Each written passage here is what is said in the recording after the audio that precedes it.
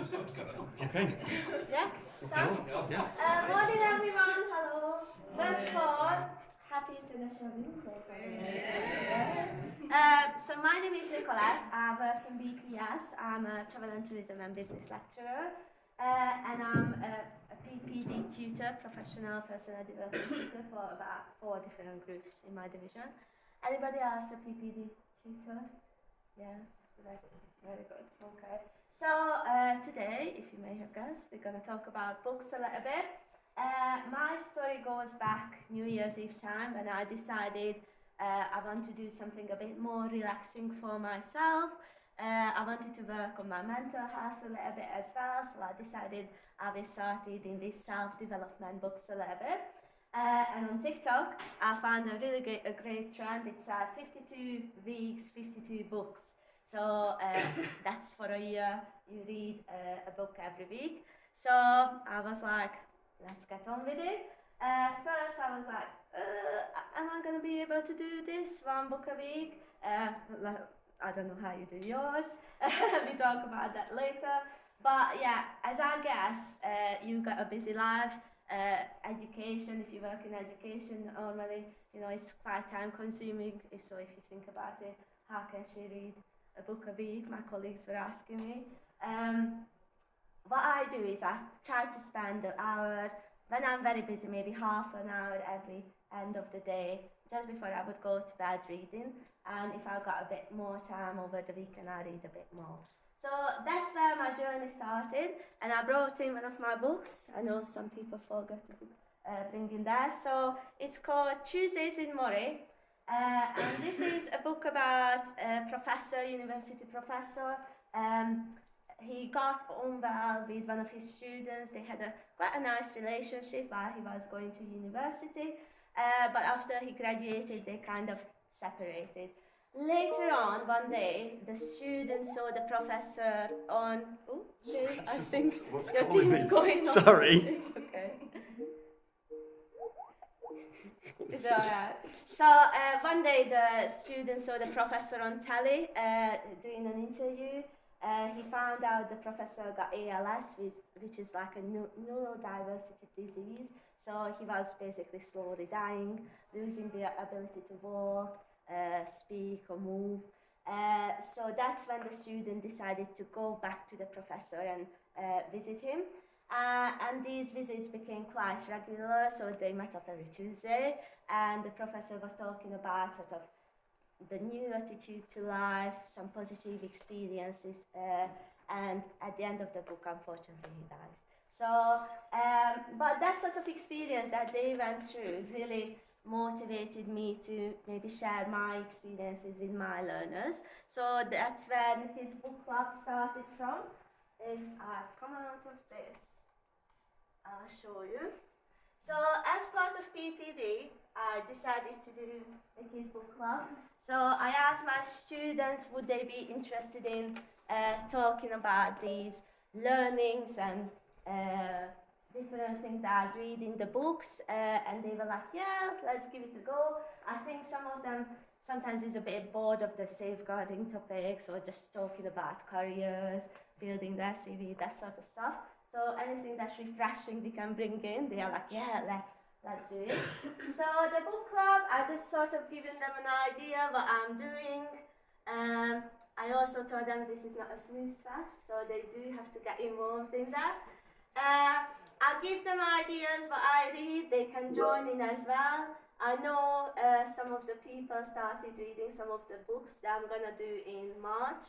And I sort of give them a personal rating about some of the books that I read, and then we go through some favorite quotes, different learnings, and it normally generates a really good discussion. People share their life experiences, their opinions of certain subjects. Sometimes I get very, very different opinions, and that's really good because we can start a really good debate on some of these things. But yeah, so this is a way of sort of trying to encourage them to read as well. I found that some of them were asking like, okay, when are we doing the next book club? they were saying to me that actually you inspire me to start reading some of these self-development books myself. So that was something very positive that come out of this book club. Other than that, I do know in the college we got many opportunities to encourage learners to read as well. Let's have a look.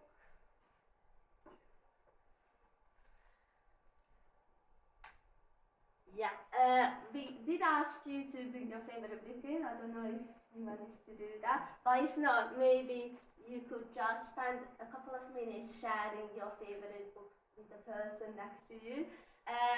And I want you to think about, have you ever asked learners about reading books, or have you read any books? Because I think you're not really asking that question. Sometimes that topic not always coming up.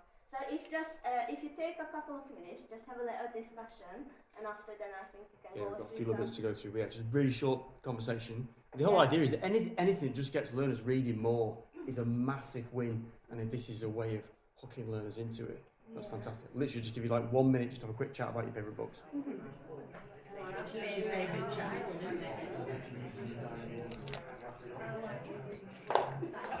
Yeah, so I did talk about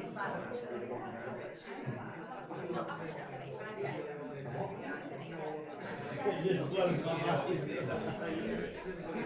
was so proud of myself. I was like, oh, I'm okay. And I'm like, wow. Mine gets really upset because I just read one after the other. Like forward and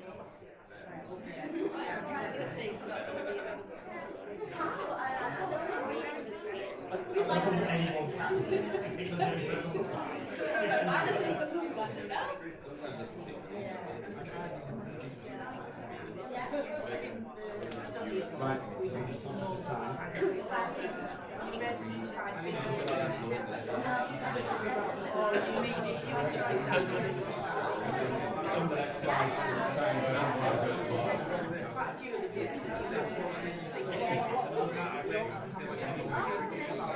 will have a look at it and then we can go over the sometimes I thought I quite like design it. Okay, can I ask you, three of you to dive in? Is that all right? I can tell you're dead keen.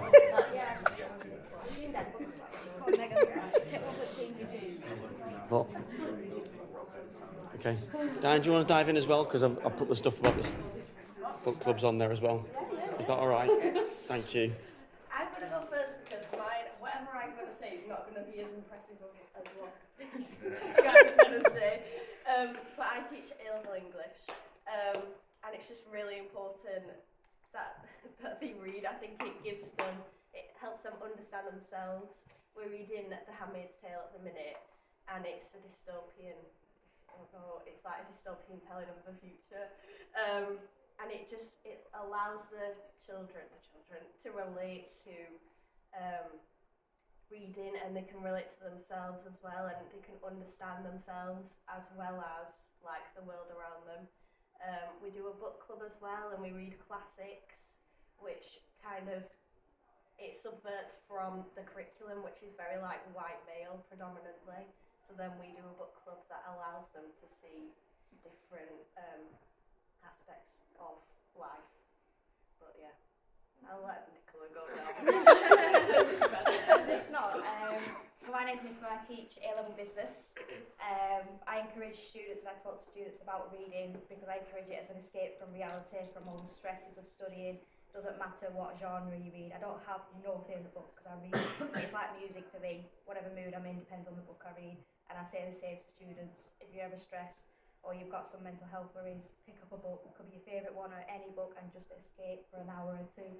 I'm quite an avid reader. So far this year I've read 75 books. And that's not counting the hundreds of books, the thousands of books that I have in storage. I like actual books. I don't like Kindle books, they have to be books, so I collect them.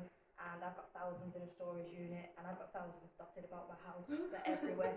My husband will probably murder me at some point for the amount of books because he'll get buried in them. It's a good story though. Yeah. The first thing I say to my students when I meet them is I'll tell them my name, I'll tell them what we're doing, and I'll tell them the fun fact about me is that I read books, and then it starts building that conversation. What books do you read? What kind of books? And then they just start a whole conversation. They'll come to me at the end of the lesson and go, I've read this book this week, or they'll introduce me to a book. When they were doing mock exams, I walk around with a book, and students stop me in the corridor and they'll talk to me about books. So that's about it, really. Thank you. Okay, so I'm Dana, I'm an ALZ person, so obviously I would have been called a librarian in the old days, so I'm all about books, everything's books for me. So with some of the maths and English staff, I run the book club, so we run that every Thursday, 1 till 2. This is the one we're currently reading, which is very good. This copy will go up into the book exchange, so first come, first serve. But I generally want to encourage reading for pleasure because it increases, it's good for the students academically, it increases their vocabulary, their empathy, their understanding of the world, and it's just good for the mental health as well. When you say book exchange, where exactly is that? Right, Oh, yeah, next slide. Oh, good timing. That was brilliant. So, in what used to be the old UPAM library, is there anybody who's new who doesn't know where the old UPAM library was? So up on the second floor, you know where you can see the glass bit going across, where the desks, it's in there. So I have Literally above this, isn't it?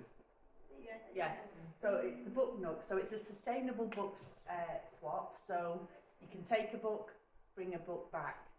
I don't mind if you come and take a book in the first place, because some people don't like to part with their books, so I'm happy for you to come and take your initial book and then do swaps from there, but we've got some cracking books in there. I would be buried under books, so lots of my books that I've read over the year coming into there. So yeah, if you want to donate any books, we're always glad to receive those as well. We've got comfy chairs, lovely squishy cushions, so if you want to escape from your desk at dinner time, come up and have a read. We run dead silence in that space, so you know there will be no interruptions. Next slide, please. But I also do an awful lot of book events in and around college. You might have seen me in the atrium, so I tend to do one a month. I usually link it around themes, so when last month I did LGBT History Month, I'm doing a Neurodiversity Celebration Week one on the 20th of March, and then next month it will be the World Book Night giveaway, the adult version. So I'm always round and about, and students do stop me in the corridor and say, when you can, I'm known as the book lady. They ask the tutors, when will the book lady be doing the things again? And the amount of students that are now reading and coming up to me and talking to me about books in the corridor warms my little cockles of my heart. So it all goes on the screen, so watch out for that. And come and visit my book nook. I think it'd be also useful for it not just be on the screens, because I've never seen anything about this, and I'm an avid reader but don't have time. Yeah. I just think we should be told in a different way, so email or whatever, Fair point. because I'm not aware of you. You are now. Spread the word. Because people do need to read, because unfortunately it's all about the phone. It's all about the internet. I have a teenage daughter who stuck to a phone. She needs to read. And that applies to anybody. Yeah, absolutely. I'm with you there. On your team. I struggle with the attention. I'm really jealous because I struggle with the attention to sit and read a book. I can't concentrate. I wish I could. I find it really, really difficult to read a book. You've not read the right book then. You need to find the right book, because if it grabs you, you won't have Probably that not the problem. big tech business one that you brought in today. Right, folks, This is my favourite. I am going to have to stop it because I know people have got lessons to get to, including myself. Right, thanks very much for this morning. Take care, bye-bye.